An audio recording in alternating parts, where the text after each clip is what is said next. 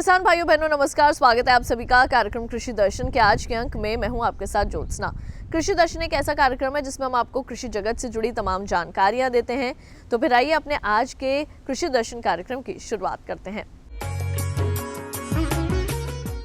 आइए कार्यक्रम की शुरुआत करते हैं पहले सेगमेंट विज्ञान और किसान से। किसान भाइयों बहनों, जैसे कि हम सभी जानते हैं कि दलहनी फसलें काफ़ी संवेदनशील होती हैं, लेकिन वहीं दूसरी ओर ये पोषक तत्व से भरपूर होती हैं और हमारे स्वास्थ्य के लिए भी काफ़ी लाभकारी होती हैं। तो वहीं किसानों की आमदनी में इजाफा करने में भी ये काफ़ी सहायक होती हैं। हमारे जो किसान भाई बहन दलहनी फसलों की खेती करते हैं वो अपनी आमदनी में अच्छा खासा इजाफा कर सकते हैं। किसान भाइयों बहनों, हाल ही में बांदा में जिला प्रशासन द्वारा अरहर सम्मेलन का आयोजन किया गया। आइए उसी पर दिखाते हैं आपको एक खास रिपोर्ट।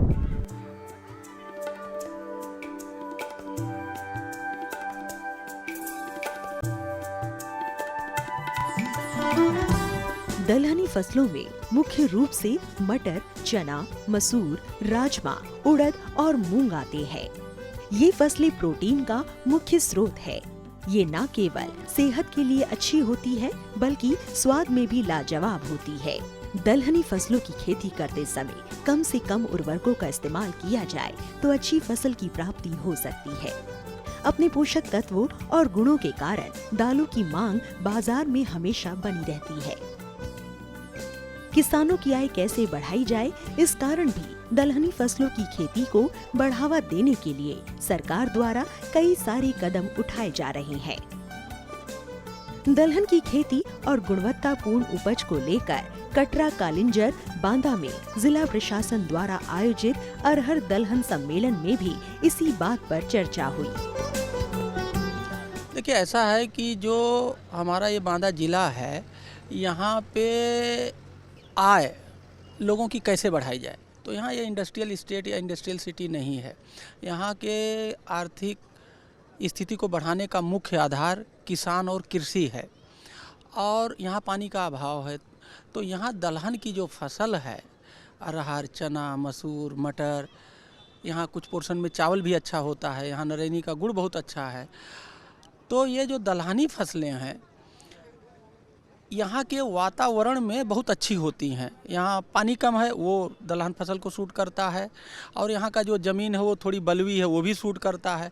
तो यहाँ और सबसे बड़ी बात यह है कि यहाँ के जो किसान हैं ये केमिकल खाद ना के बराबर यूज करते हैं। तो ऑलमोस्ट ये ऑर्गेनिक हैं, टेस्टी हैं, यहाँ का इन्वायरमेंट उन्हें सूट करता है। और इसमें हमारा जो उद्देश्य है आज के इस प्रोग्राम का, एग्री टूरिज्म। देखिए, यहाँ आएंगे, हमारे सब कार्यक्रम देखेंगे, और ये जो हमारा कालिंजर का फोर्ट है, फेमस है, वो वर्ल्ड फेम का है, इसकी टूरिस्ट वैल्यू भी हो गई। यहाँ के बाद वहाँ चले जाएंगे। तो एक तो हमारा कॉन्सेप्ट है एग्री टूरिज्म को बढ़ावा देना, एक बात। दूसरी बात ये जो हमारा अरहर का और दलहन की फसल है, इसकी हम ब्रांडिंग करना चाहते हैं।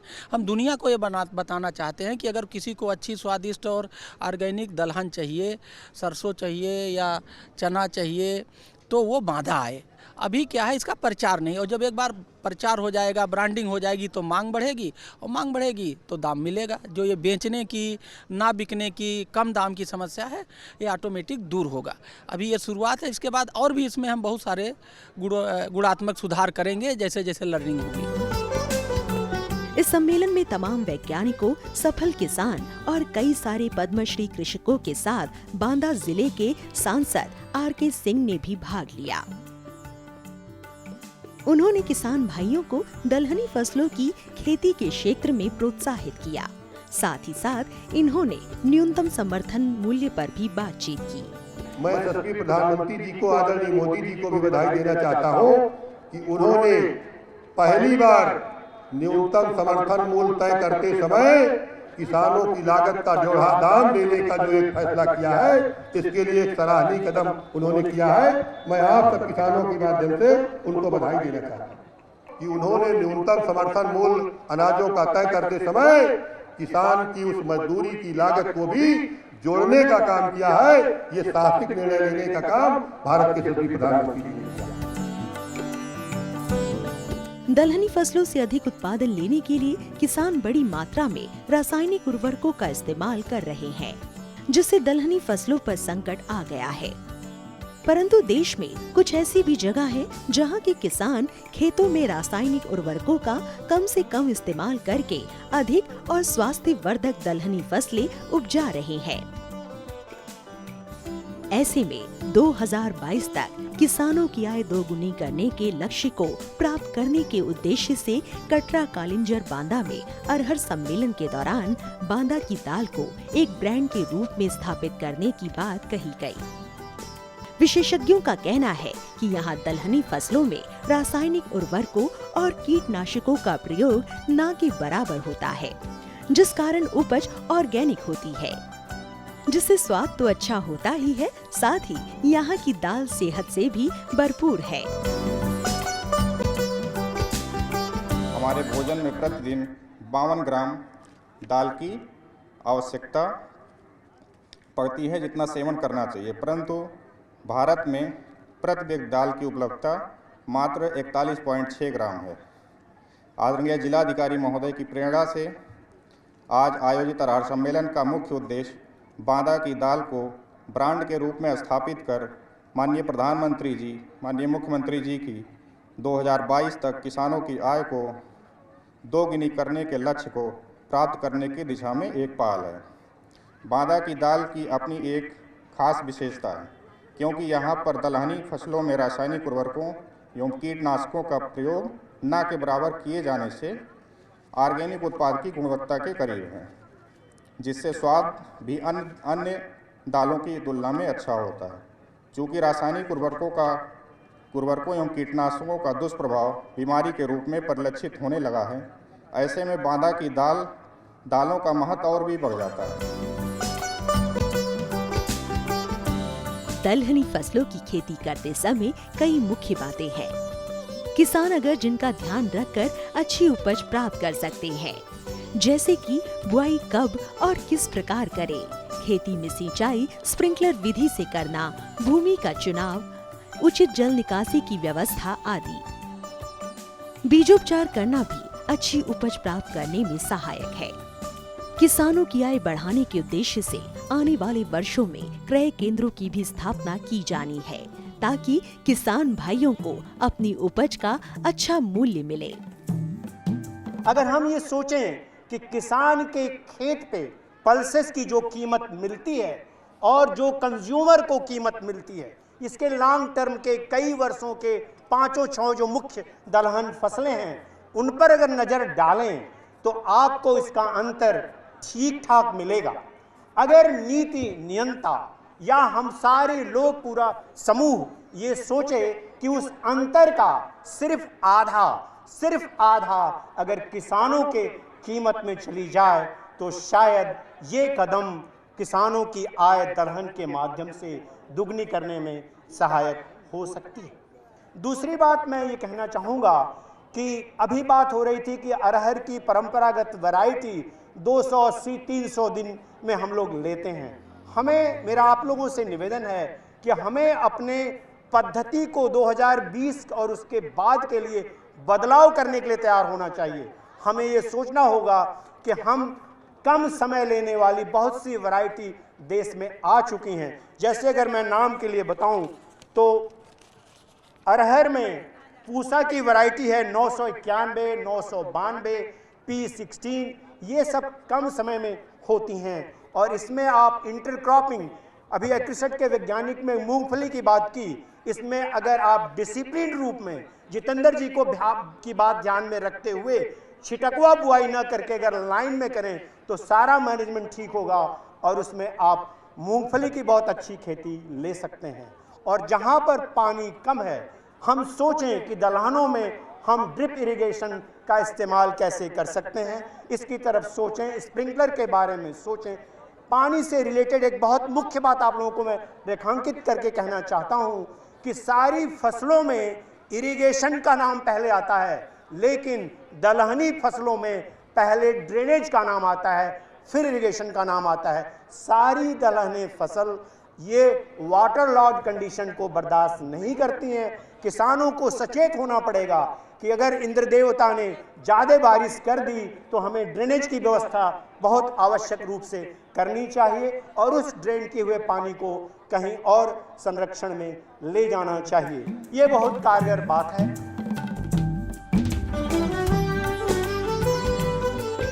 खेती करते समय अगर किसान नई तकनीकों का सहारा ले तो वे ज्यादा से ज्यादा उपज की प्राप्ति कर सकते हैं। अभी के समय भारत सरकार कृषि यंत्रों पर कई सारे अनुदान दे रही है। इसका लाभ हमारे किसान भाई उठा सकते हैं। इस सम्मेलन में देश के कोने कोने से कई सारे पद्मश्री किसानों ने भी भाग लिया। इन्होंने खेती किसानी से जुड़ी कई बातें बताई जिसको कर किसान सफलता हासिल कर सकते हैं। वो यहाँ पर इतना बढ़िया लगा कि एक गांव में हो रहा है, एक टूरिज्म भी है, अरहर का खेत भी लगा है। तो हमें चाहेंगे, हमारी ये मंशा रहती है खेती की बात हो, खेत पर हो तो किसान ज़्यादा सीखता है। टेक्नोलॉजी जो खेती की है किसान देख करके ज़्यादा सीखता है। तो इस उद्देश्य से बहुत हमको अच्छा लगा। दूसरी बात ये है जो हमारा बुंदेलखंड है, वैसे अरहर गुजरात में भी होती है, महाराष्ट्र में भी होती है वहाँ, लेकिन यहाँ की जो अरहर है बहुत टेस्टफुल होती है। और यहाँ की मटर जो इस समय आप समझिए अक्टूबर में नवंबर में यहाँ की मटर पूरे उत्तर प्रदेश में बिकने के लिए जाती है। तो यहाँ मटर, चना और अरहर, तो ये सम्मेलन यहाँ पर बहुत ज़रूरी थी। और ये एक बहुत अपने आप में एक नया प्रयोग है। हमेशा जो हमारे कृषि विभाग हैं या अन्य एग्रीकल्चर के हैं वो अक्सर यही करते हैं कि ज़्यादातर के कृषि गोष्ठी, कृषि सम्मेलन या एग्री बिजनेस ऐसे सम्मेलन होते हैं। एग्रोटेक यह एक दलहन, चूँकि देखिए अरहर कितना हमारे लिए पौष्टिक है, कितना ज़रूरी है खाने में। तो एक दलहन सम्मेलन हुआ है, इससे हमारे बुंदेलखंड के किसानों को एक नई टेक्नोलॉजी पहुंचेगी और नई एक जानकारी पहुंचेगी और उनको एक दिमाग में बात घुसी कि दलहन हमारी इतनी महत्वपूर्ण फसल है, इससे बहुत कुछ विकास किया जा। क्योंकि यहाँ पर जो स्थिति है वो थोड़ा अलग है, हमें थोड़ा पानी कम है, तो वहाँ के लिए अरहर और मटर और हमारी चना ये बहुत ही हमारे बुंदेलखंड के किसानों के लिए बहुत लाभकारी होगी। वैसे हमने भी यहाँ पर बताया है अपनी टेक्नोलॉजी कि जो हमारे किसान भाई हैं थोड़ा सब्जी की भी खेती करें, जैसे टमाटर है, फूल गोभी है, बैंगन है, मटर है। मटर तो कर ही रहे हैं तो उनकी आमदनी और बढ़ेगी। कभी कभी हमारी प्राकृतिक आपदा भी आती है तो उससे ही बचेंगे। एक फसल नुकसान होगी तो दूसरी फसल हमारी बच जाएगी। फसल चक्र का एक लाभ है। फसल चक्र से हमारा 30% उत्पादन बढ़ता है और 50% हमारी उर्वरक घटती है। तो हम अपने किसान भाइयों को यहाँ पर हमने सलाह दिया है, जो आए थे करीब 5-6 हज़ार किसान आए थे बुंदेलखंड के, हमने उनसे बताया कि जो हमारे किसान भाई हैं वो फसल चक्र अपनाएं तो और उनकी आमदनी 2 गुनी होगी, बल्कि 4 गुनी होगी, जो हमारी सरकार की मंशा है, भारत सरकार की मंशा है। हाँ, एकता करके और खेती करे, पढ़ा लिखा बच्चे लोग जो करेंगे तो नए तकनीकी से करेंगे। खेती कभी घाटा का फायदा नहीं होता, घाटे का नहीं है, मुनाफे का होता है। जब हम कोई काम कर रहे हैं उसमें मुनाफा हो रहा है, खेती में क्यों नहीं मुनाफा होगा? जब कीजिएगा तब। लेबर का लोग प्रॉब्लम बताता है तो यंत्र तो आ गया, प्रोसेसिंग कीजिएगा, उसमें कितने 50-60 आदमी उसमें भी काम करेगा। फिर हम प्रोसेसिंग कर रहे हैं तो हम ही तो नहीं बेच रहे हैं, फिर हमारा बेचने के लिए अलग है, उसको लेबल करने के लिए, माने बहुत काम उसमें है। तो लोग कर रहा है तो बहुत लोग इंगेज हो गए। तो कौन इंगेज होगा? किसान होगा। तो किसान का भविष्य उज्जवल होगा। वो काहे दूसरे के आदरवानी करने जाएगा? आपके साथे जब संगठन आपका होगा तो आपके साथे काम करेगा, आपके साथे काम करेगा। काहे कि हम इतना सोचे कि दाल पर लोग ज़्यादा जोर लगाएगा तो देखते हैं कोई बीमार पड़ जाता है तो सब कुछ खाने के लिए डॉक्टर मना करता है, दाल कभी खाने के लिए नहीं मना करता। हर आदमी देखिए दूध खाइएगा ना, उससे ज़्यादा आपको विटामिन दाल में है, दाल में ज़्यादा है, दूध से ज़्यादा है। तो इसलिए डॉक्टर कभी दाल खाने के लिए नहीं मना करता है, रोटी खाने के लिए नहीं मना करता है। इसलिए दलहन पर इतना जोर शोर है। दाल महंग रहता है, किसान भाई जो खरीद कर खाते हैं सो नहीं खा पाते हैं। तो वो खा ज़्यादा होगा, उपज होगा तो ज़्यादा मार्केट में मिलेगा, तो सभी लोग खाएंगे तो स्वस्थ रहेंगे, तो ज़मीन भी स्वस्थ रहेगा और हम लोग भी स्वस्थ रहेंगे। बुंदेलखंड में एक अरहर पाई जाती है जो 11 माह में आती है, तो बाकी अरहर 6-6 माह में आ जाती है। तो मेरा ऐसा मानना है कि इसमें प्रोटीन की मात्रा अधिक होती है, बासा की मात्रा अधिक होती है और ये खेत की मेड़ के ऊपर होती है, तो जिसमें बरसात का पानी पड़ता है, ठंडी भी पड़ती है और उसमें ऊर्जा, सूर्य की ऊर्जा भी होती है। तो ये एक ऐसी दाल है जो बुंदेलखंड के अलावा कहीं नहीं पाई जाती है, और ऐसे कार्यक्रम आयोजन होते रहने चाहिए। तो मैं आपके किसान चैनल के माध्यम से ये बात कहना चाहता हूँ कि किसान खाद उसमें केमिकल लेस रह रहे हैं, तो ऐसी प्रजातियों को जिसमें खाद नहीं पड़नी है, पानी कम लगना है, पानी का संकट है पूरी दुनिया में, तो अरहर की दाल को प्रमोट करना चाहिए और मेड़ वाली अरहर की दाल को प्रमोट करना चाहिए। कटरा कालिंजर बांदा में जिला प्रशासन द्वारा अरहर सम्मेलन में कई सारे सफल किसानों ने भी भाग लिया जो जैविक खेती कर रहे हैं। इस आयोजन में इन्हें कृषि के क्षेत्र में सफलता हासिल करने के लिए सम्मानित भी किया गया। सफल किसानों को कई पुरस्कार और प्रमाण पत्र भी दिए गए। आइए जानते हैं उनके विचार। जैविक खेती कर रहा हूँ विगत 3 वर्षों से, और उसमें जो है हमको अब अच्छी पैदावार मिल रही है। इस साल से मैंने अभी जो है सब्जी के ऊपर जो है थोड़ा सा स्ट्रक्चर करके बनाया है, उसको लेयर से सब्जी की खेती करना शुरू किया है। देख रहे हैं उसका उत्पादन अच्छा मिल रहा है हमको। इस साल पहला शुरू किया है। जैविक खेती कर रही हूँ, लगभग 5 साल हो गए हैं मुझको। मैं धान और गेहूँ और मटर पैदा करती हूँ अपने खेतों पे। उसमें घना अमृत, जीवामृत और सीमांश खाद मिला करके मतलब बना करके डालती हूँ उसमें, और अपने मतलब समूहों में भी जा करके उनको भी पीड़ित करती हूँ कि आप भी बनाइए। तो वो लोग कहते हैं हाँ ठीक है, मगर 2, 4, 10 लोगों ने बनवाया भी है। आज यहाँ मुझे पुरस्कार देने के लिए सम्मानित किसान मित्रों ने इसलिए सम्मानित करने के लिए यहाँ बुलाया गया। मैं ब्लॉक से आजीविका सखी भी हूँ। यहाँ हमको बुलाया गया, हमको प्रमाण मिला जैविक खेती करने से। उसमें हम धान, गेहूँ, आलू, प्याज, बैगन, सब्जी हर एक चीज़ इसमें उगाते हैं अपने खेत में पूरे जैविक से। मैं खेती 2016 से शुरू किया हूँ। उसमें ज़्यादा से अक्सर करके मैं सब्जी लगाता हूँ। उसमें अब की साल पर साल हम जो लगाए थे उसमें 10-20 भिंडी लगाए थे, लौकी लगाए थे, नेनुआ लगाए थे। उसमें हमको फ़ायदा हुआ। 90,000 का हम बेचे थे। उसमें हम 4 जिलों में यूपी के बाराबंकी, फतेहपुर, भदोही और चंदौली में काम पिछले 5 साल से कर रहे हैं। और हमारे जो किसान हैं उन्होंने जैविक खेती पे जो काम किया है, आज उनको यहाँ पर बांदा पर बुलाकर सम्मानित किया गया है। और मैं आपको और बांदा की धरती को बहुत बहुत धन्यवाद देना चाहता हूँ। मैं यहीं बांदा ज़िले का ही रहने वाला हूँ, किसान हूँ, और आवर्तनशील विधि की खेती करता हूँ और यही लोगों को बताने की कोशिश करता हूँ। और मैं बड़ा आभारी हूँ और बड़ा उत्साहित हूँ कि किसानों ने जो काम शुरू किया और वो इस स्तर में पहुँच गया कि लोग बाहर से उनको बुलाते हैं सम्मान देने के लिए। तो इसको हम पूरा उत्साह है कि इसी तरह की यदि खेती शुरू हुई तो हम इस देश में पर्यावरण संतुलन और पौष्टिक आहार दोनों को लाने में फिर से सफल हो जाएंगे। धन्यवाद। दलहन की खेती और गुणवत्तापूर्ण उपज को लेकर कटरा कालिंजर बांदा में जिला प्रशासन द्वारा आयोजित अरहर दलहन सम्मेलन में भी कृषि पर्यटन की बात भी कही गई। इसको बढ़ावा देने से दलहनी फसलों को सहारा मिलेगा। ब्रांडिंग होने से मांग तो बढ़ेगी ही, साथ ही साथ हमारे किसान भाइयों को उपज के अच्छे दाम भी मिलेंगे।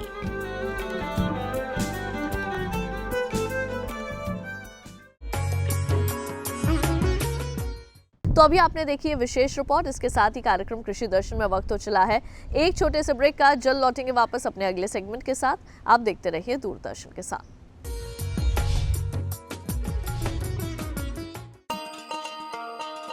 किसान भाइयों गांठ बांध लो, गांठ बांध लो।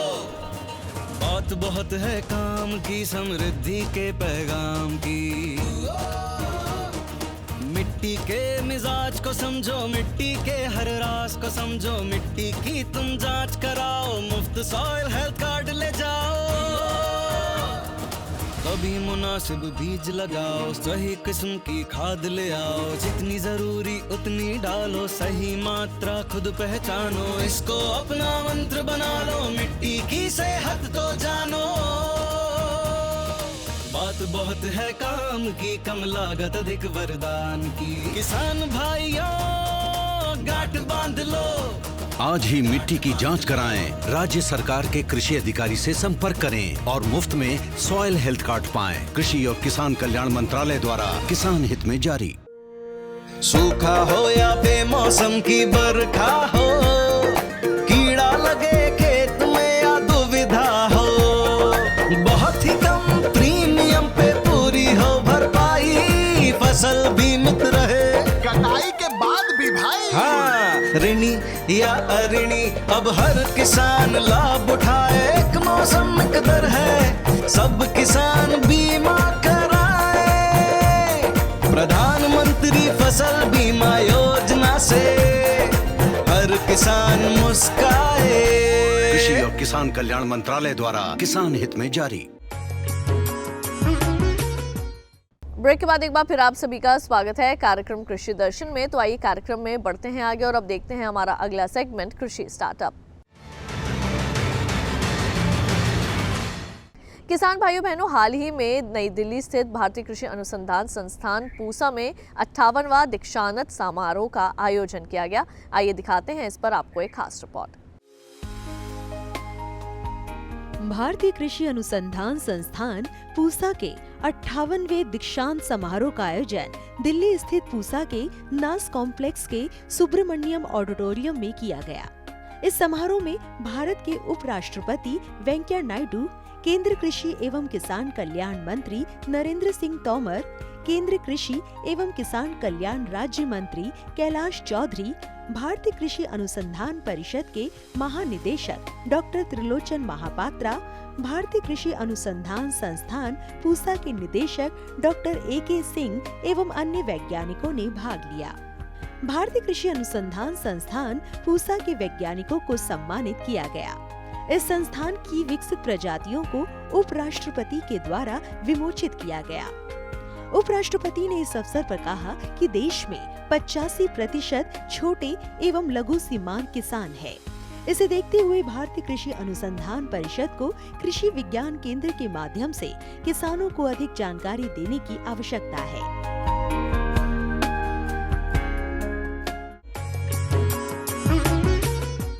किसान भाइयों बहनों, कृषि दर्शन आपका अपना कार्यक्रम है। इस कार्यक्रम के लिए अगर आप अपने कोई सुझाव देना चाहते हैं तो आप हमें पत्र लिख सकते हैं। हमारा पता है कृषि दर्शन, कमरा नंबर 10, CPC दूरदर्शन, खेलगांव, नई दिल्ली 110049। और अगर आप हमें ईमेल करना चाहते हैं तो हमारा ईमेल ID है krishidarshanddd@gmail.com। तो हमारे आज के कृषि दर्शन कार्यक्रम के इस अंक में बस इतना ही। अगली बार फिर आप सभी से होगी मुलाकात। तब तक के लिए मुझे दीजिए इजाजत। आप देखते रहिए दूरदर्शन के साथ। नमस्कार।